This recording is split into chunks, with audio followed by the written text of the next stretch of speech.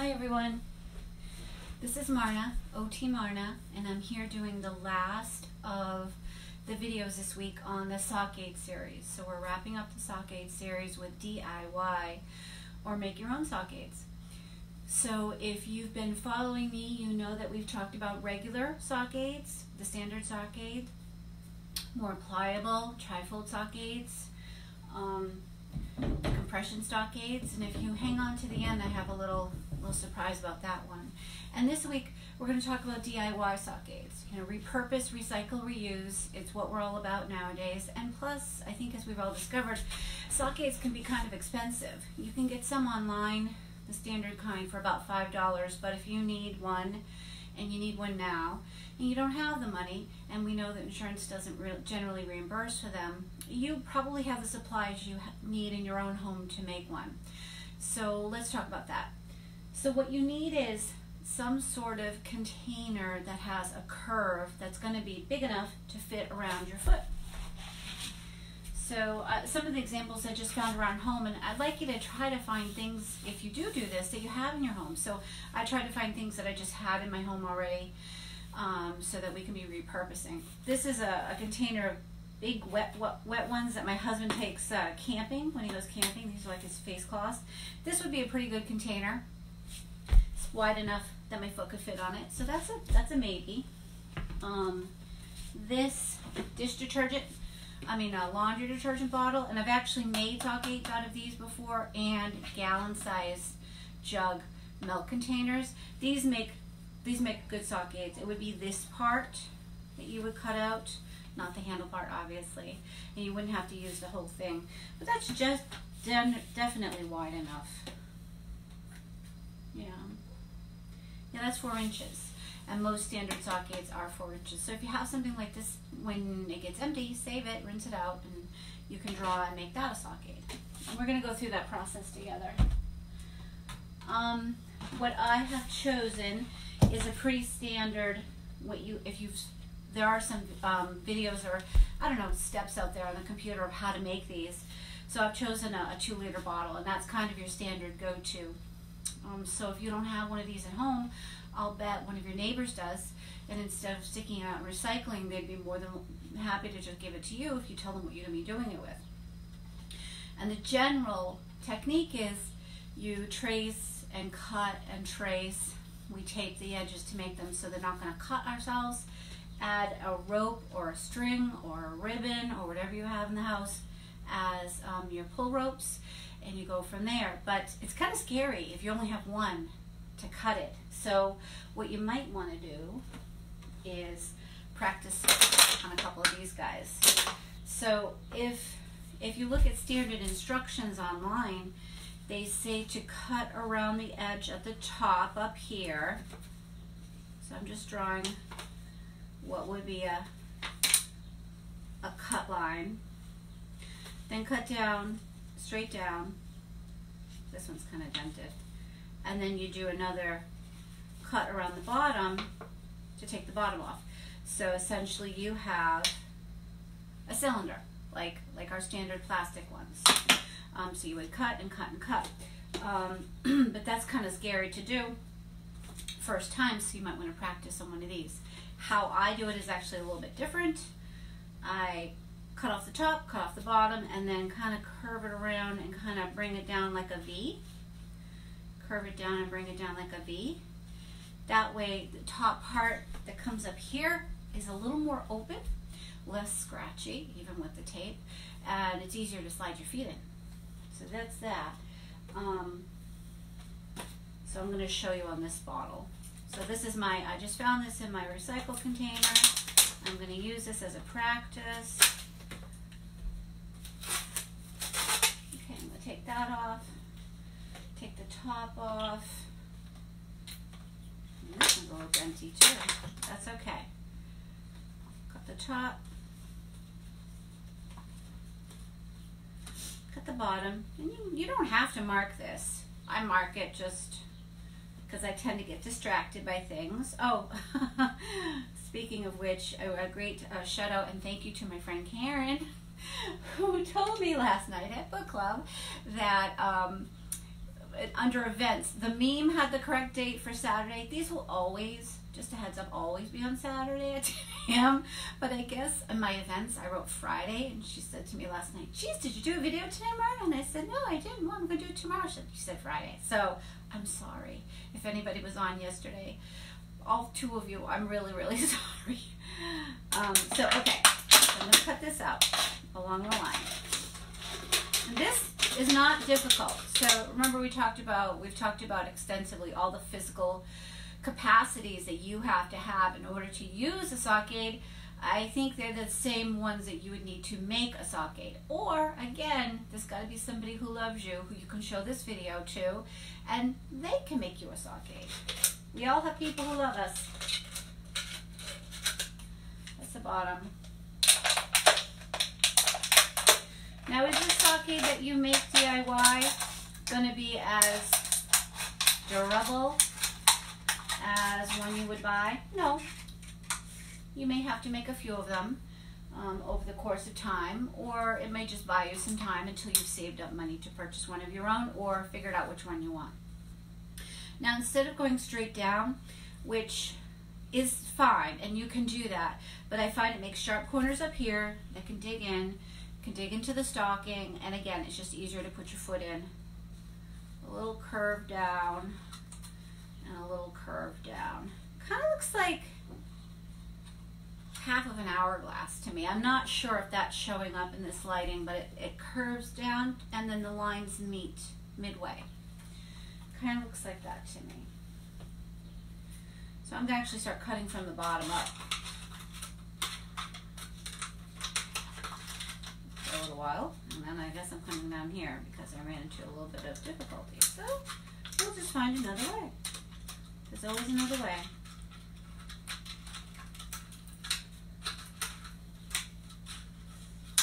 There we go. And so there we go. And so that's a good way to practice cutting. You can also open it up and cut a little corner off the bottom too, so it's not going to be scraping down there if you want. I like rounded edges. The plastic rigid ones, which this is the 1 week I don't have one to show you side by side, but they would be more cut open, but I feel like that makes it too, it's not sturdy enough to tolerate that. So you're gonna need kind of all this plastic. Now, is this gonna fit on an adult human foot? No, it might fit on a little foot, but it's not gonna fit on an adult human foot. This is just for the purposes of practicing your technique before you get to the big guy. All right, we're gonna gather up our stuff and put it back here. And let's talk about the steps. Now we know the steps will be 1, finding your item, the device that's going to be, the bottle that you're going to use that's going to turn into your device. To gather your supplies, you're going to need some tape, you're going to need something to mark it with, something to cut, and something to put holes in the top. I'm using an awl, and I'm going to use it on a cutting board with a hammer. We're going to see how that goes. If that doesn't work, I may just go in there and stab it with the scissors. I've done that, both techniques with that, so it's just whatever works in the moment. You're going to need something, you know, remember how my white one has that piece of black foam at the bottom to keep the stocking on the sock aid long enough to clear your heel. You need something like that that's going to be on the bottom, so that'll be the top, that'll be the bottom, that's going to be there to keep that, cause friction enough that that stocking will stay on the sock aid. So I'm just going to today, I have paper towels in the home, so, and I've done it before with a paper towel, so I'm going to use a paper towel.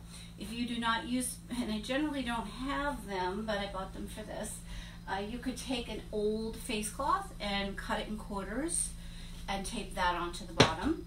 Or, oh, I have them over here too. If you have them in the house, don't buy them because they're even more expensive than sock aid sometimes, but Velcro strips or Velcro dots. This is the hook end. I just wanted to demonstrate the purpose of it. You would take one off when you cut it and put it there, but I would use the other side, the soft side of the Velcro, not the hook end, especially if you're using elastic stockings at all, okay? And yeah, oh, okay, so this is a piece of more rigid foam. If you had the ability to cut a thin slice and then bend it around and then secure it somehow with tape or with glue. That would be an excellent non-slip backing to keep the sock on the sock aid longer. Anything you have in your home that you feel like will work. And then you're also going to need something to be ropes. You know, we have the ropes, the arm pulls. So I have this bungee cord in the basement. I'm going to try it. Just one caveat about the bungee cord: if you use it, make sure the hooks are facing out before you use it. I'll show you that. And we have this broken dog leash. I'm going to try to make that work. You could use rope, you could use twine, you could use ribbon, anything that you have in your house that you could make a hole large enough to put it through, okay? All right, let's begin. Let's see how this goes. I'm excited. All right, so we're going to cut around the top here. Yeah, I'm marking it. And you want to, I'm probably doing that too high. I'm actually going to move it down here because you want, this is the part your foot's going into. Well, it doesn't have to be, it could be the bottom, but you want it to be with that, there's probably a really good scientific term for it, where the curve actually starts to level off. Actually, I think I am in the right place now that I look at that. Yeah, I really am. Good. And then another, oh, this is kind of a natural line there from where the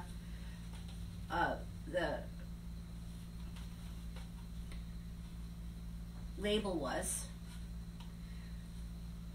By the way, there's like glasses of ginger ale around our house right now, so if anyone in the area of my voice feels like coming over and having a nice cool glass of ginger ale today at the Right House, there may be one still left.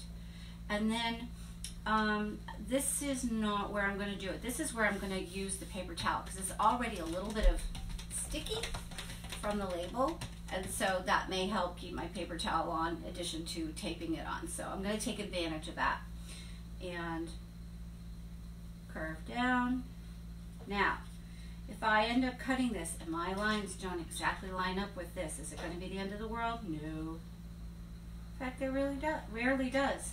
And I've probably made about 10 of these over the course of my time working with people. And it's okay, each one's a little bit different, but each one works as well as it has to. And you learn things from mistakes. I think we all learn things from mistakes. All right, I'm gonna start this. I'm gonna see, oh, this is a tough container. I might be learning something right now.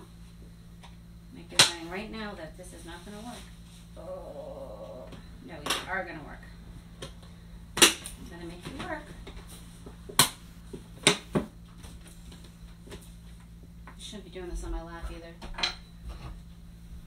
I can use that. Oh my god. Oh my god. Here it is, not working.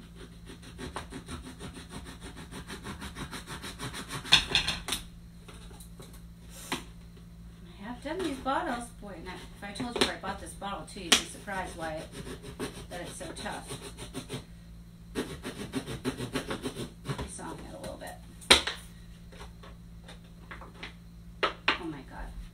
Alright, I'm going to be right back. I'm going to get a different pair of scissors. Don't go anywhere.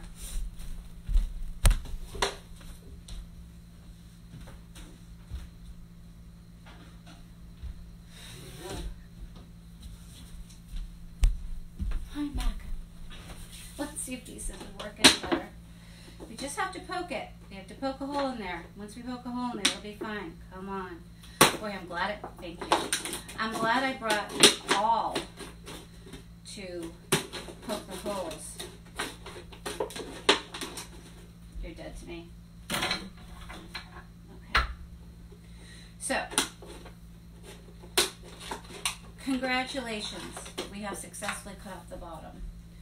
And there's a little bit of water in there because I rinsed this out.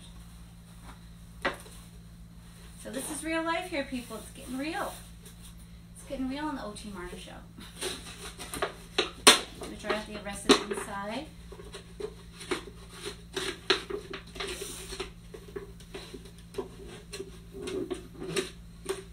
Alright. Start cutting up from the bottom.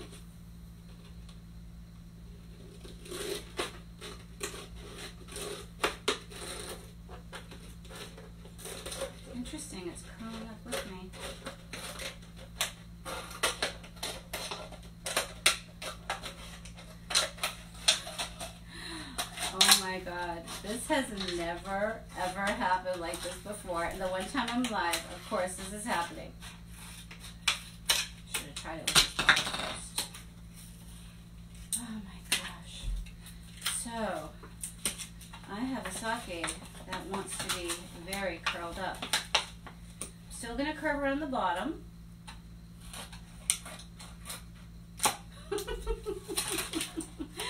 And if it opens, I will show you the general shape. Oh my gosh.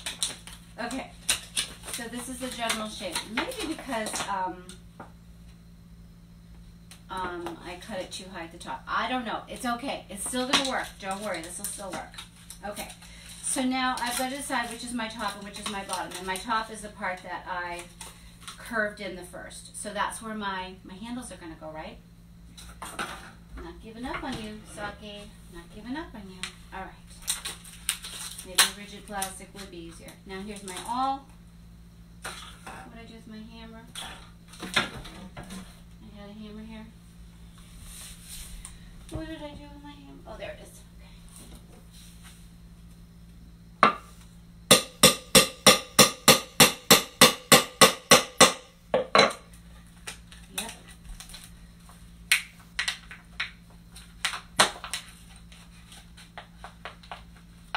Made one hole here. I made a hole in my cutting board too. Good. Yeah, definitely get someone who loves you to make this for you. And unroll it, unroll it, unroll it. Here we go. The good thing about this rolling up, I can spin anything, trust me, is I can line it up really well. All right. So that's the same height. Going again. Good.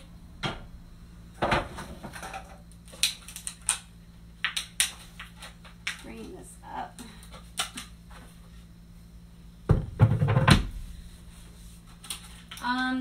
A hole punch may work. An awl would be necessary for anything that's stiffer, that's not going to roll up on you permanently. And pushing that through. There we go. Back and forth, back and forth, back and forth. Okay. Wow. Wow. You are really stiff. You really want to roll up. Let's see if the tape, when we put the tape around the edge, if that helps to secure this to be less rolly.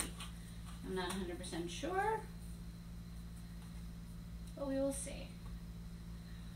We're doing okay for time, so worst case scenario, I will empty one of those bottles and we'll just start with that.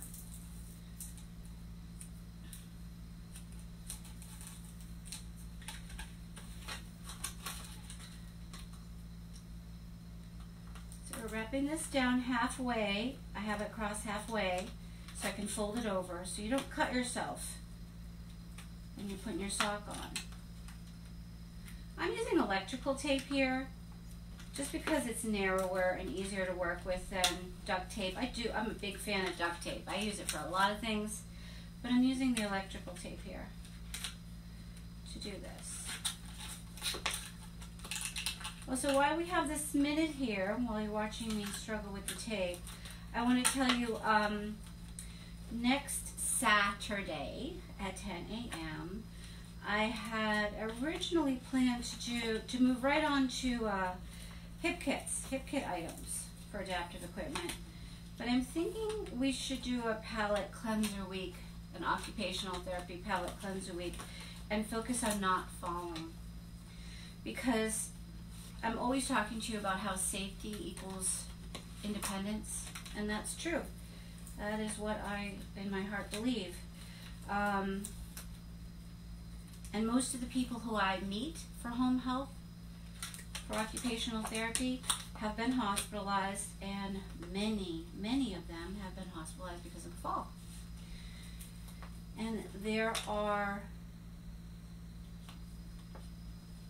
so many falls that occur every year that are reported in community dwelling elders over the age of 65 that paid a lot of money to have research on why people fall. Why do people fall? We need to know why people fall, because it costs hospitals a lot of money. You know, they want people to not fall for other reasons too, but it costs them a lot of money because people come to the hospital, they've experienced a fall, they have to have all kinds of expensive tests, CAT scans maybe, x-rays, maybe they've broken a hip, maybe they haven't, maybe they do have to have surgery, maybe they don't.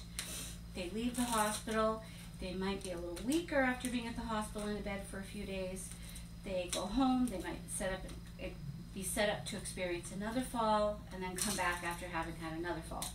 So after many years of research, what they've determined is that there is not one reason people fall. There are many reasons people fall. Some of them are personal reasons. So can you see how I've lined that whole thing with tape? Okay. Some of them are personal fall risk factors, having to do with your age, any medical conditions you may have, how many medications you take, how you wear your clothing, if you have a pet or not. And that's actually an environmental fall risk factor, but a personal fall risk factor might be if you rush to answer the phone or you rush to answer the door. And then there are environmental fall risk factors, which have to do with if your home is cluttered, if there's floor clutter, if you do have an animal, if you have unsafe lighting, if you have cords that run across your floor. So I was thinking that you and I would just have a conversation and go over a checklist of personal or environmental fall risk factors to see if you have any. And then what we can do at the same time is we can talk about what you can do to remediate your risk for fall for each and every one of them. So just for an example, say you do take more than 4 medications that have been prescribed to you. That's called polymedication. And there's no such thing as a medication without a side effect. And so that alone can set you a little bit up for risk for falls. So we can talk about what you can do to prevent your risk for falls just because of that one reason. So that I can leave you feeling like, okay, I may have, first of all, knowing, yeah, I may have some fall risk factors, some I didn't know about, some I do, and what I can do to prevent a fall from each and every one of those. All right, so this is my non-slip backing, because yeah, I'm still making this work, puppy. I'm still making you work. I feel like I might, if I cut this down even more, it might start curving in, and I may do that. But I'm going to tape this on. This time I'm using duct tape because I really want this to stay. Well, I really want the other tape to stay too, but this is my big guns. Okay. I put one piece across the top. Very visually alerting duct tape. Good. This kind of looks like, I don't know, really cool visor. I don't know. And I'm gonna stop fighting it. I'm gonna put one piece across the bottom. I know it's because of the shape of the bottle and the way I cut it that it's just accentuating this propensity to curl, and that's what we have going on here.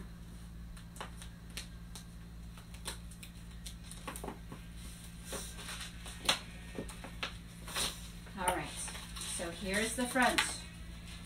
And I may have to actually cut these a lot wider, because if this is going to keep rolling up like this, I may have a really difficult time getting my foot in there. So yeah, I'm just going to go for it. What the heck?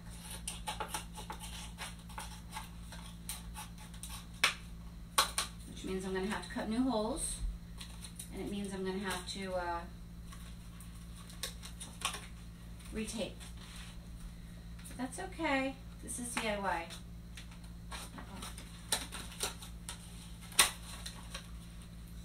Uh-oh, my famous sense of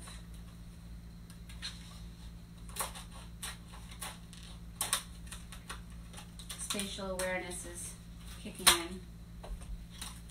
All right. Now I've just made it even sharper.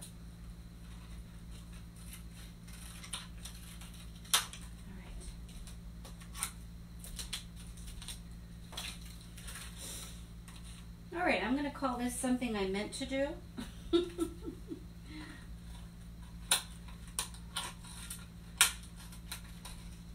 I'm trying to trim this. I don't know if you can see this, especially on the green background, but I'm trying to trim this so I have an opening here at the top no matter what.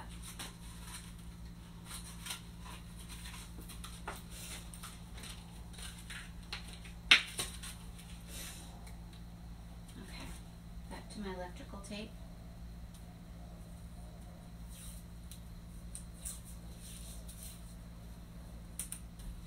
I'm having fun doing this with you. I hope you're having fun watching.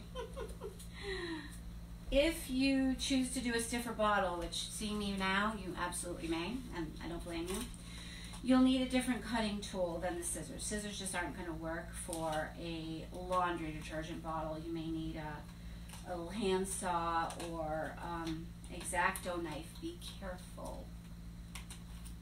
Be careful, okay? All right, so I'm retaping the top here. Actually, I don't know if I ever did tape this part. So I don't cut myself when I put my foot in there.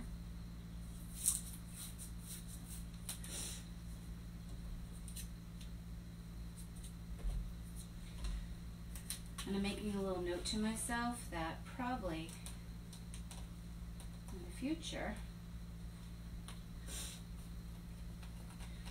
a milk jug is going to be better. But this is okay. This will work. I have said it is so. Alright, so I need them back because I cut my 2 holes off when I widened this so it wouldn't loose up. But hey, I like how now there's going to be duct tape where my holes are. Kind of like, what's that stuff called that we used to buy, that if you bought notebook paper and you put it in a binder, it would protect those, I guess, hole protectors.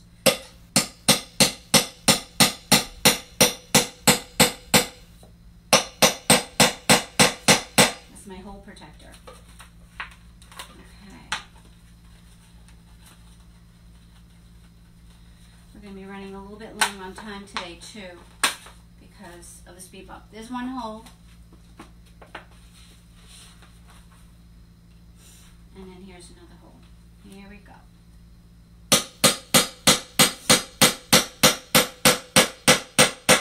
Good. Use a piece of wood that you are okay with having holes in.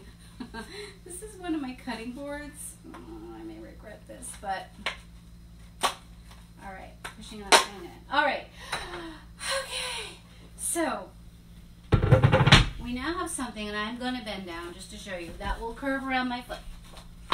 It will curve around my foot. I'm checking for any sharp edges, and that is a sharp edge there. I'm going to fix that and tape that before I try this puppy out.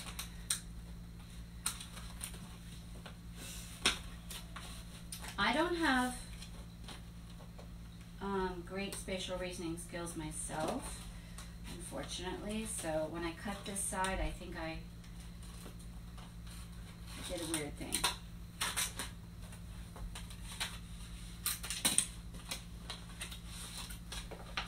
All right.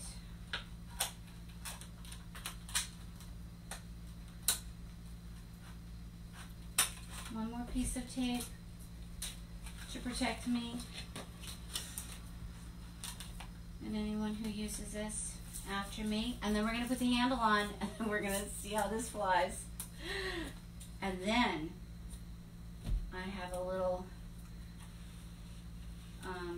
surprise giveaway. All right. So again, the tape is going halfway and I'm folding it over the top as I go. I like the color scheme this is making. I know that matters not at all, but I do. All right, so now I have this general shape, okay, and I have 2 holes. Boy, I did cut off a lot more from this side than this side. That's okay. Now you want to run whatever you have through, oh yeah, I was going to do this, through the hole on the right, around the back, and then up, down through the hole on the right, around the back, and then up through the hole on the left. I don't know if this old, we have this leash or pappy that doesn't work. So I'm sacrificing this for the good cause. So I'm going, this is my right, down through the hole in the right. Yeah. Ah. Around the back, up through the hole on my left.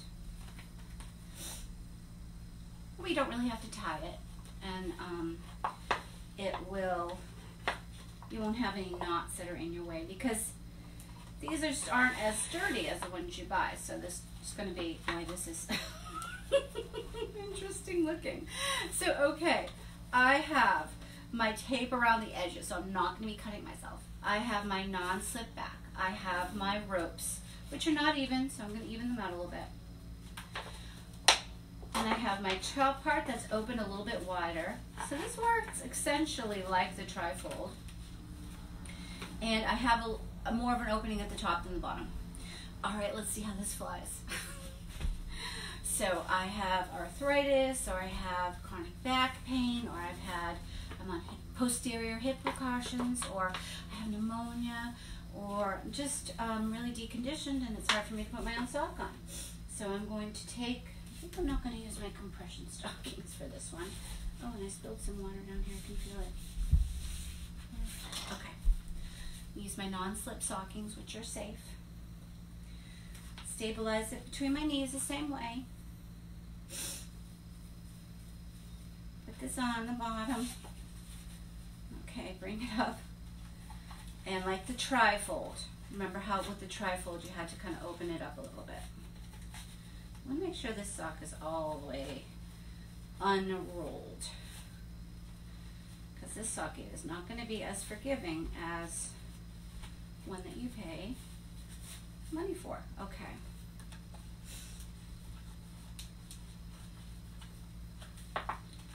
My hands, I'm opening it up a little bit.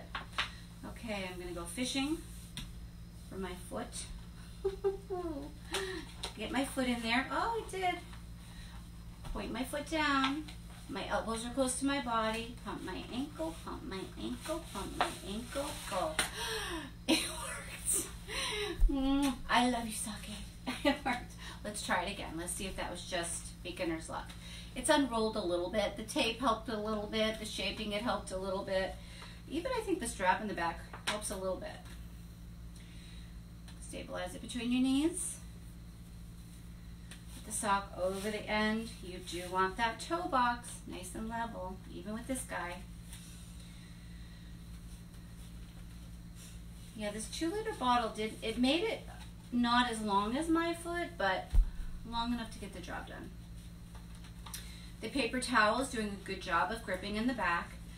The dog leash is doing a really good job of being the ropes. I didn't cut myself at all. It was very comfortable. The hardest part for me with this one definitely was starting my foot. Drop it on the floor. Get those toes in there. Uh-oh, it slid down. Do you see how the toe box of the sock slid down? Let's see what happens. Pointing my toe down, pointing my ankles, pointing my ankles. Nah, pretty good. At this point, I would need a dressing stick or a reacher from my hip kit. Oh, I guess I can, because the sock's long enough to not bend down. So I'm going to give this DIY sock aid that I made out of a 2-liter bottle that was very rolly, you know, a C+. It will buy me a couple days until I can save up to buy my own. A more hard, rigid plastic is going to be your friend. You would still, same idea, cut around, cut down, and then still curve in, curve in, curve in. Even what we saw. You could even cut off a little bit more, like an inch valley in the middle to really give your foot. And that's going to be more firm, not roll up as much. This milk jug will be less rolly as well, but they are less stable than this hard plastic. I think a laundry detergent bottle is going to be your best bet. You'll really just, I'll still draw it even though I'm not going to cut it. That's okay. Curve down like that. Like that. You just have to picture it. So this is the part you would cut out. Okay, and you would put your holes here and here after you cut it out, and then you would tape it, and then you would run your handle or whatever you're using again, hold it up in front of you, down through the hole in the right, across the back, up through the hole in the left. Oh, and I did promise to show you these. So the bungee cord, let's see how this works. Let's just see. I'm gonna take out the leash. I really appreciate you sticking with me this long. All right.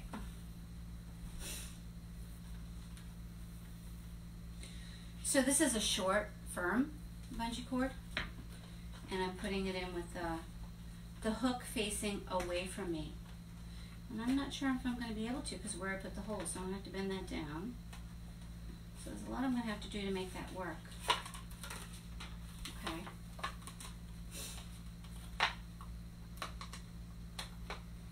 But again, this was something in my home, and it's repurposed. Oh, they're not going to stay in with this guy. All right, so you could do this, but then you would probably have to do something to stabilize them, like tape this in. So this would be a new purpose for your bungee cord and not a double purpose. So just keep that in mind. All right. Okay, that was a fun adventure we went on today. Thank you very much for sticking with me. So as a little reward, if you've lasted this long, and if you watched last week's show, I think you'll remember that when we talked about compression stocking saw gates, they're expensive. Yeah, they're expensive. This guy was 30 bucks or 39. It's expensive. So I have the white one and the trifold one. I'm going to keep those and use those with clients. But if you absolutely need a compression stocking saw gate, and you put your name and address, or actually you can email it directly, marnab243@yahoo.com, and I'll put that in the either the comment box for Facebook or for YouTube. I'm going to upload this to YouTube as well.